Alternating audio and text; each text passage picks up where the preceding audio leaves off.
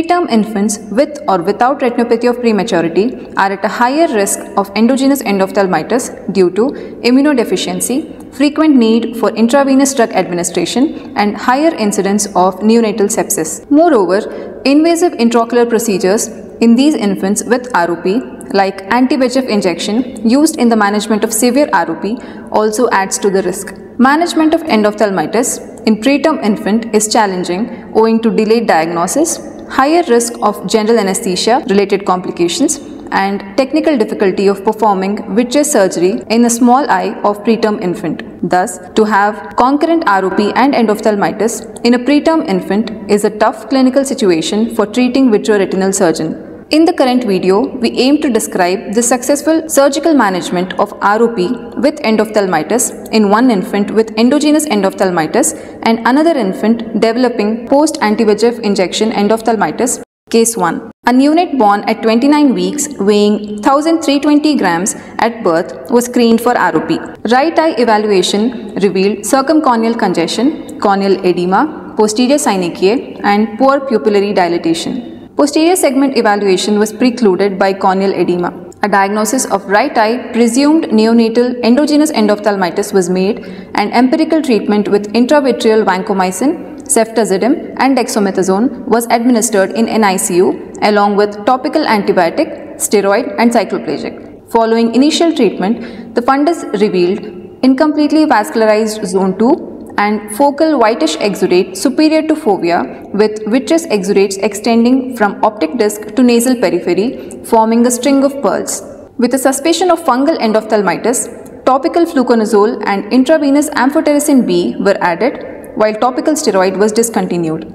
At 33 weeks, the right eye vitreous exudates increased with zone 2 stage 1 ROP. Owing to systemic instability for general anesthesia, 2 additional doses of intravitreal antibiotics and amphotericin B was administered. By 35 weeks, the left eye showed pre-threshold ROP in zone 2. It was treated with laser with subsequent regression of new vessels and plus disease. At 38 weeks, the infant was cleared for surgery under general anesthesia. Lens-sparing pars plana vitrectomy was performed due to persistent vitreous exudates. During surgery, the posterior synechiae were released and 3 25-gauge sclerotomies were made at 1.5 mm from limbus, taking care of avoiding injury to the crystalline lens. Vitreous biopsy was sent for microbiological evaluation. The vitreous exudates were cleared. Careful attempt to separate the posterior hyaloid was made. Limited peripheral vitrectomy was performed. The retinochoroidal exudates superior to fovea were carefully trimmed. As there was zone 2 stage 1 ROP without plus disease, peripheral avascular retina was not lasered. Fluid air exchange was done and sclerotomies were closed following intravitreal antimicrobial injection. Microbiological evaluation did not show any organism on smear and culture. On follow-up, the right eye media clarity improved and vitreous exudate resolved with regression of ROP and vascularization of peripheral retina. Case 2. An infant treated with intravitreal injection of ranibizumab in both eyes for pre-threshold ROP was referred to us for the management of post-anti-VEGF injection endophthalmitis in the right eye at 34 weeks. The infant had received intravitreal antibiotics 5 days ago. The current examination revealed clear cornea, no hypopyon, 360-degree posterior synechiae, clear lens and dense vitritis with membranes. B-scan showed moderate echo-reflective material filling the vitreous cavity with attached retina. The infant was planned for vitreous biopsy and pars plana vitrectomy under a high-risk parental consent for general anesthesia.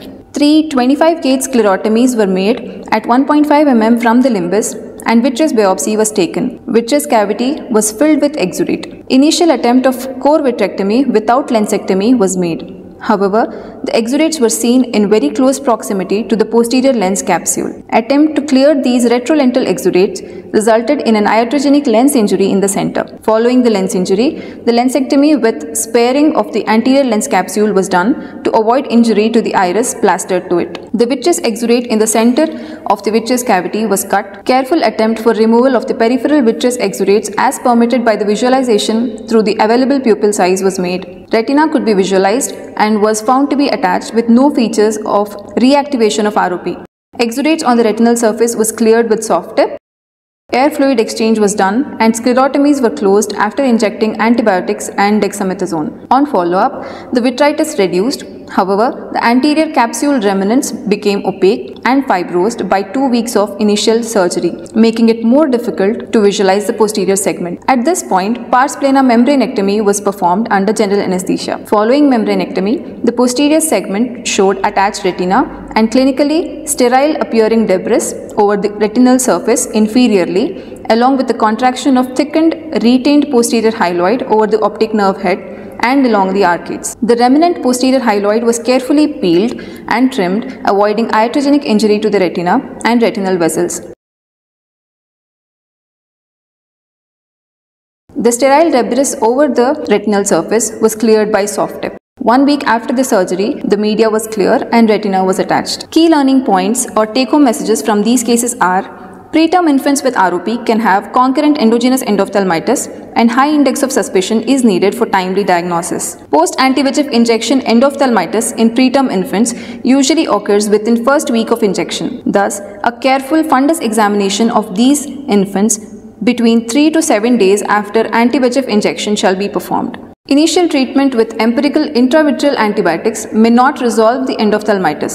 However, it helps to buy time till the feasibility for pars plana vitrectomy under general anesthesia is available. During the pars plana vitrectomy, all attempts to preserve the crystalline lens can be made, but not at the cost of limited clearance of vitreous exudates. An early, aggressive, yet judicious approach with vitrectomy is helpful in achieving a satisfactory anatomical outcome in infants with concurrent ROP and endophthalmitis.